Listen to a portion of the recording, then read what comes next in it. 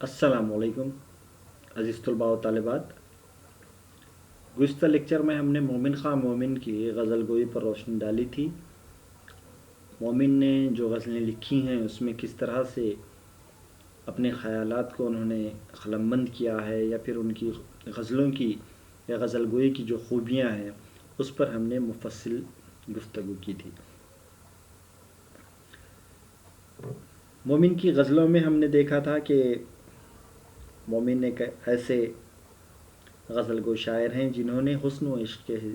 हिसार के अलावा कभी शायरी नहीं की, लेकिन हुस्न व इश्क़ के मुख्तलिफ़ जो पहलू हैं उसको उन्होंने इतना अच्छे ढंग से या इतनी वसअत के साथ हमारे सामने पेश किया है कि कोई भी हिस्सा, कोई भी गोशा हुस्न व इश्क़ का इनकी गज़ल गोई में छुपा हुआ या ढका हुआ नहीं है। सब के सब हमारे सामने अयां हो जाते हैं। इसके साथ साथ उन्होंने चंद गज़लें ऐसी भी लिखी हैं इश्क़ व मोहब्बत की, जिसमें तमाम की तमाम गज़ल एक मुकम्मल मौजू के तहत सिलसिलावार उन्होंने बयान की है। ये उनकी खूबी है, उनकी गज़ल गोई की खूबी है। जज्बात और हुस्न की कैफियत को उन्होंने बड़े ही खूबसूरत ढंग से अपनी गज़लों में पेश किया है, और नाजुक ख़याली और मज़मून आफ़रीनी इनके गज़ल गोई की बहुत ही अहम खूबी मानी जाती है। इन्होंने बड़े ही खूबसूरत अंदाज़ में बात में से बात पैदा करने की कोशिश की है, और उसमें बड़े हद तक वो कामयाब भी हुए हैं। और हम देखते हैं कि क़ारीन इनके इस अंदाज़ से असल जो मकसद है या असल जो मफ़हूम है उसको पाने में थोड़ा सा परेशान हो जाते हैं या उन्हें दुश्वारी पेश आती है। इसके अलावा हम देखते हैं कि मोमिन ने शौक़ी अदा से भी काम लिया है, और शौक़ी अदा के साथ साथ उन्होंने मकर शायराना, जो एक ऐसी खूबी है जो इन्हीं से शुरू होती है और इन्हीं पर ख़त्म होती है, ऐसी खूबी से भी उन्होंने अपनी गज़लों को सजाया है। तो हम यूँ कह सकते हैं कि मोमिन के पास बहरों का इंतख़ाब बड़ा ही खूबसूरत है, मुतरन्नम गज़लें हैं, तशबीहात व इस्तिआरात का इस्तेमाल है, निहायत दिलकश और खूबसूरत अंदाज़ हमको देखने को मिलता है। इन तमाम खूबियों की वजह से मोमिन की गज़ल गोई को उर्दू अदब में बहुत ही अहम मुक़ाम दिया जाता है। इसके साथ साथ मोमिन ने दूसरी जो शेरी सिन्फ़ है क़सीदा, उस पर भी तबाह आज़माई की है, और आज इस लेक्चर में हम मोमिन की क़सीदा गोई पर रोशनी डालने की कोशिश करेंगे। मोमिन ने गज़लों में जिस तरह से अपने फ़न के जौहर दिखाए हैं या महारत अपनी पेश की है, वैसी ही कोशिश इन्होंने उर्दू क़सीदा गोई में करने की कोशिश की है। हम देखते हैं कि मोमिन ने जो उर्दू क़सीदे के अज्ज़ाए तरकीबी हैं, अगर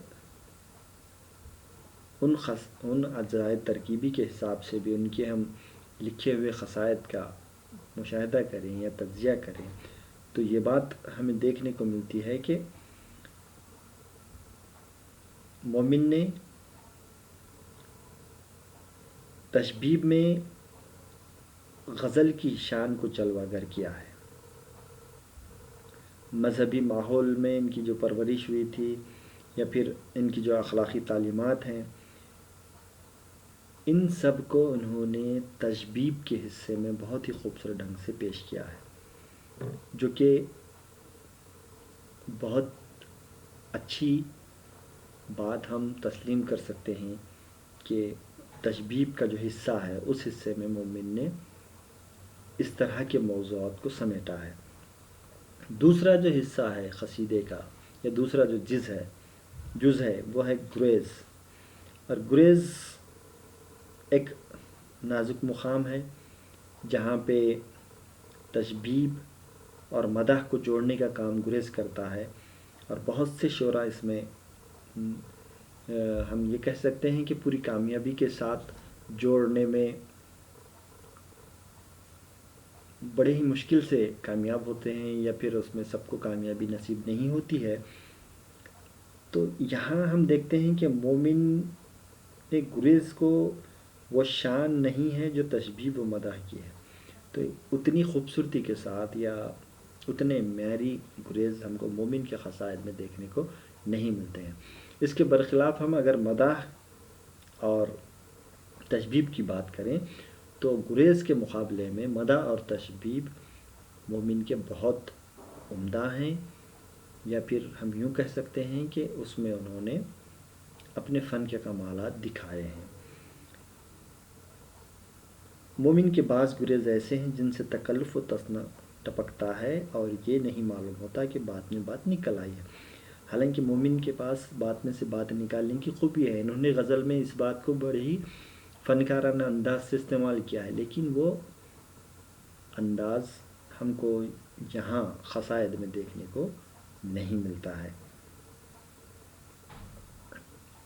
جس قصیدے کی تشبیب مومن نے ہم کہہ سکتے ہیں کہ غزلیہ انداز میں لکھی ہیں، اس میں انہوں نے کچھ حد تک گریز پر بھی کامیابی سے کام کیا ہے۔ اب اس کے بعد اگر ہم دیکھیں گے تو مدح کا جو حصہ ہے یا مدح جو قصیدے کا تیسرا جز ہے، اور اس میں ہم سمجھتے ہیں کہ قصیدے کا بنیادی حصہ مدح ہوتا ہے، تو قصیدے کی غرض و غایت کے حساب سے مومن کے قصیدے کا یہ حصہ نہایت دلکش اور پر اثر ہے۔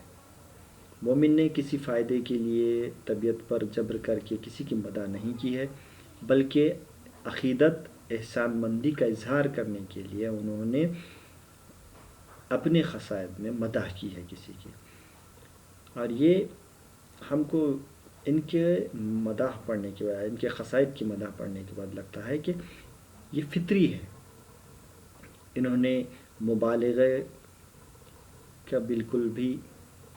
مبالغے سے کام نہیں لیا ہے اپنی مدح میں،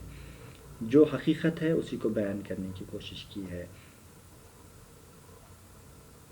مومن نے کچھ جگہوں پر جہاں مبالغے سے کام لیا ہے وہ اتنے حسن خوبی کے ساتھ لیا ہے کہ وہاں پہ وہ عیب کی طرح ہم کو دکھائی نہیں دیتا ہے۔ اس طرح سے مومن نے مدح میں بڑی ہی اپنی فنکارانہ مہارت کے جوہر دکھائے ہیں۔ اس کے بعد جو قصیدے کا آخری جز ہے دعا، اس میں ہم دیکھتے ہیں کہ مومن نے جو دعا اپنے قصائد میں تحریر کی ہیں، لکھے ہیں، وہ بڑے ہی اختصار کے ساتھ لکھے ہیں، لیکن مہارت کے ساتھ انہوں نے دعائیں کی ہیں، اور اس کا سبب بھی یہی ہے کہ ان کی دعا بے غرض ہے اور اسی لیے دل سے نکلتی ہے۔ جیسا کہ ہم نے کہا کہ مدح میں انہوں نے صاف نیتی سے یا انتہائی فطری انداز میں مدح کی ہے، مبالغے سے پرہیز کرتے ہوئے، تو اسی انداز سے انہوں نے دعا میں بھی کیا کیا ہے، بغیر مطلب کے، بغیر غرض کے دعائیں مانگی ہیں، اور ہم کو کھلے طور پر یہ محسوس ہوتا ہے کہ ان کی جو دعا نکلی ہے وہ دل سے نکلی ہوئی دعا ہے، یعنی کہ انہوں نے جو قصیدے کا آخری جز ہے دعا، اس کو بھی بڑی ہی مہارت کے ساتھ اپنے قصائد میں پیش کیا ہے۔ اگر من جملہ ہم ان کی کچھ خصوصیات قصائد کی دیکھنے کی کوشش کریں گے تو ہم یہ سمجھ سکتے ہیں کہ انہوں نے قصائد میں غیر معمولی علمیت کا اظہار کیا ہے، قرآن حدیث اور تاریخ اسلام پر جو ان کی گہری نظر تھی، یا پھر ہم کہیں گے کہ علم نجوم، علم طب، ان تمام علوم کا انہوں نے بھرپور استعمال کرتے ہوئے یا استفادہ حاصل کرتے ہوئے اس کو اپنے قصائد میں بڑے ہی خوبصورت ڈھنگ سے استعمال کیا ہے اور پیش کیا ہے۔ مثلاً اگر انہوں نے کسی بزرگان دین کی مدح میں قصیدہ کہا ہے تو اس میں انہوں نے عربی زبان کے الفاظ کا استعمال کیا ہے، جگہ جگہ قرآن حدیث اور تاریخ اسلام کے حوالے دیے ہیں۔ اب یہ ان کی علمیت کا ہی مظاہرہ ہے۔ پھر ہم دیکھتے ہیں کہ مومن کی غزل حسن و جمال کا مرقع ہے، لیکن اس کی علمیت جگہ جگہ حائل ہوتی ہے اور غزل کا لطف جاتا رہتا ہے، لیکن قصیدہ تو صرف خواص کے لیے ہے اور خاص جگہ کا مطالبہ کرتا ہے۔ اسی لیے ہم دیکھتے ہیں کہ قصیدے میں انہوں نے علمیت کے جوہر دکھائے ہیں۔ مومن کے قصیدوں کو ہم دو حصوں میں تقسیم کر سکتے ہیں، ایک وہ جن میں علمی اصطلاحوں کا استعمال زیادہ ہے، جس کے سبب ان کی دشواری میں اضافہ اور دلکشی میں کمی ہوئی ہے، یعنی کہ ان کی جو زبان تھی، پہلا حصہ جس کو ہم کہہ رہے ہیں کہ جس میں علمی اصطلاحوں کا انہوں نے بہت زیادہ استعمال کیا ہے، وہ حصہ اور اس حصے کو مشکل حصہ قرار دیا جا سکتا ہے۔ دوسری طرف وہ قصیدے ہیں جن میں اخلاق کم ہیں، یعنی دشوار مخمس زیادہ نہیں ہیں، ان قصیدوں میں بہت جاذبیت پائی جاتی ہے۔ اب دوسرے جو قسم کے قصائد ہیں اس میں ہم دیکھتے ہیں کہ جاذبیت پائی جاتی ہے، لیکن اس میں اخلاق کم دکھائی دیتے ہیں۔ تشبیہ و استعارہ اور ثناء لفظی و معنوی کے استعمال کی قصیدے میں بہت زیادہ گنجائش ہے۔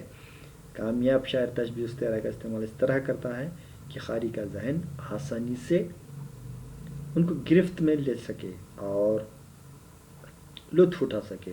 تو ثناء کے استعمال کے لیے بہت سلیقے کی ضرورت ہے، ان کا استعمال بالکل غیر محسوس ہونا چاہیے۔ مطلب یہ کہ شعر دل پر اثر پہلے کرے اور صنعت کی طرف ذہن بات کو منتقل ہو۔ مومن یہ مراحل عام طور پر کامیابی کے ساتھ طے کرتے ہیں۔ یعنی کہ ہم دیکھتے ہیں کہ مومن نے اپنے قصائد میں دل پر اثر کرنے والے اشعار کہے ہیں، جس کے لیے انہوں نے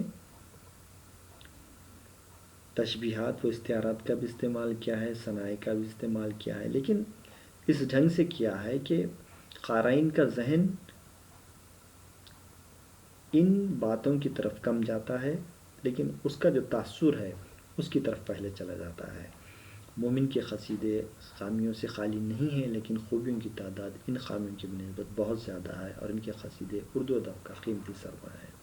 ہم من جملہ یہی بات کہہ سکتے ہیں کہ مومن کے جو قصائد ہیں اس میں خامیاں نہیں ہیں، ایسا ہم نہیں کہہ سکتے، لیکن اتنی خامیوں کے باوجود بھی ہم ان کو نظر انداز بھی نہیں کر سکتے۔ ان کے جو